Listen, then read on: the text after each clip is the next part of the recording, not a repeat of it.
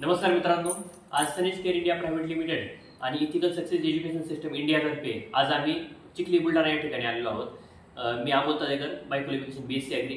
तर मित्रांनो, इथं माझ्यासमोर शेतकरी आहेत, तर त्यांचा परिचय आपण घेऊयात। सर, तुमचं नाव सांगा। माझं नाव प्रकाश किसनराव भुतेकर, मी माझी मुख्याध्यापक आहे आणि गिरोला इथं माझी 11 एकर शेती आहे आणि त्यामध्ये मी मागच्या वर्षी तुरीमध्ये आणि सोयाबीनमध्ये हे सेंद्रिय कोणतं खत आहे, सनेज कंपनीचं सॉइल केअर हे प्रॉडक्ट वापरलं होतं आणि रिझल्ट म्हणजे तुरीसाठी एकदम चांगलं वाटलं, सोयाबीनसाठी सुद्धा चांगलं वाटलं आणि सध्या शेतातून पाणी वाहत होतं। यावर्षी म्हणजे खूपच पाणी झालं, परंतु त्या शेतामध्ये एकही तूरला उबळ लागली नाही आणि क्वालिटी एकदम बेस्ट आहे।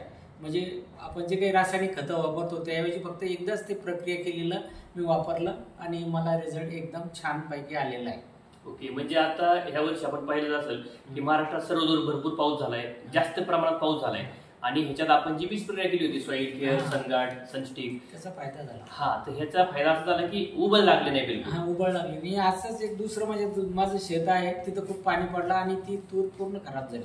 ओके, म्हणजे बीज प्रक्रिया केली नव्हती, रासायनिक प्रक्रिया होती आणि तिथं पूर्ण तूर खराब झाली। इथं थोडी तूर आणि एकदम हिरवीगार आहे। वा, आताची काय पोझिशन आहे? म्हणजे आता एकदम त्याला फुलं आलेली आहे आणि ते कळ्या लागलेले आहे तुरीला आणि चालता पण येत नाही। चालता पण येते, एकदम म्हणजे बेस्ट वाढ झालेली आहे। Okay okay okay. सर, तुमचं प्रोफेशन काय, म्हणजे मी शिक्षण काय झाले? मी BSc मायक्रोबायोलॉजी झालेलं आहे 86 मध्ये आणि मुख्याध्यापक म्हणून रिटायर झालो आणि मला शेतीची आवड आहे आणि त्यामुळं मी म्हणजे विषमुक्त शेती करण्याचा माझा विचार आहे।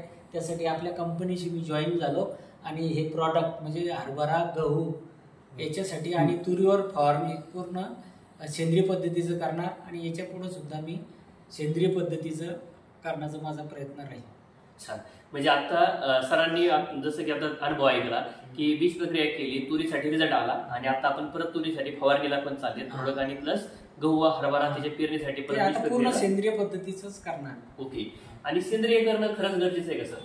बिलकुल गरजेचं। म्हणजे आजकाल जर पाहिलं आपण, कालच 25 तारखेला फडणवीस साहेबांनी सुद्धा सांगितलं की सेंद्रिय पद्धतीची शेती करणार आणि माझा सुद्धा BSc मायक्रो मुलगा सुद्धा तिथं MSc बायोटेक असल्यामुळं माझी एक इच्छा आहे की यानंतर जे काही जनता आहे त्यांना विषमुक्त अन्न खाऊ घालण्याची माझी इच्छा आहे। वा, आणि आता इतर शेतकऱ्यांना, आता हा व्हिडिओ शेतकऱ्यांनी सुद्धा हा माझा शेताचा प्रयोग पाहून किंवा इतर लोकांनी ज्यांनी वापरले त्यांच्या शेतावर जाऊन त्यांनी जर त्याचा फायदा घेतला, त्यांनी जर ते ऑब्झर्वेशन केलं तर निश्चित सगळ्यांना या प्रॉडक्टचा फायदा होईल आणि त्यांनी तशा प्रकारे शेती केली तर उत्पादन सुद्धा अधिक होईल आणि किंमत सुद्धा जास्त मिळेल आणि जमिनीची पोत सुधारते। एकदा आपण ते टाकलं की पुन्हा आपल्याला रासायनिक खताचं गरज भासत नाही, कारण ऑलरेडी त्यामध्ये हे विविध प्रकारचे बॅक्टेरिया असतात जे काही पिकांना लागतात ते ऑलरेडी तिथे डेव्हलप होतात आणि परत शेतात तुम्हाला रासायनिक खत टाकण्याची गरज भासत नाही।